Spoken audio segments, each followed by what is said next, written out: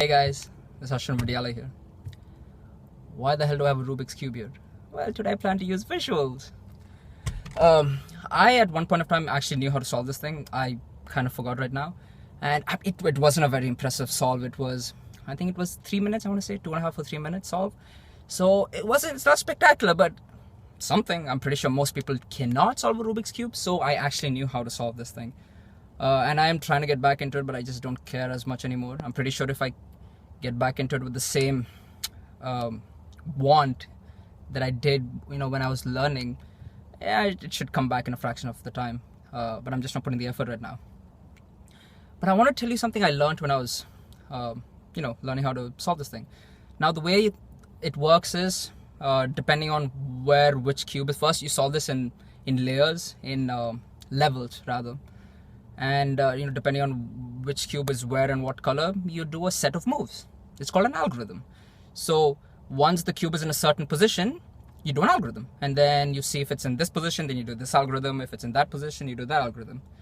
And so when I was learning, there was a certain algorithm where you had to look for a pattern, and it had to be on the top of the cube, on the top. And so I was doing the algorithm perfectly, but the cube would still get fucked up every time. And then I was just getting frustrated. And so then I was telling my brother, but because he knew how to solve it. Actually, after seeing him, I got jealous, and that's why I started learning, because I wanted to solve it after seeing him.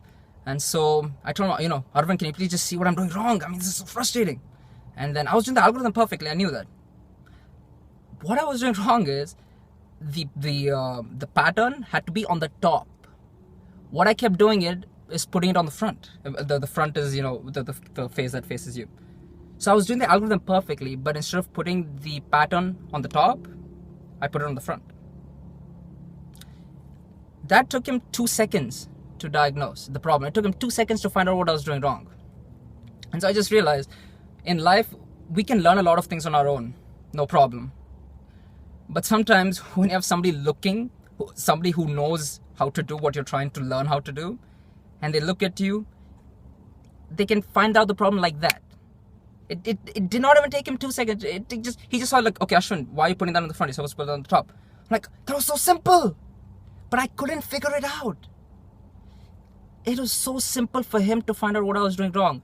So when somebody is actually there to guide you in what you're doing, I think that can really bridge that learning curve and really accelerate the learning process. So that's why it's very important to have teachers. Have a great day.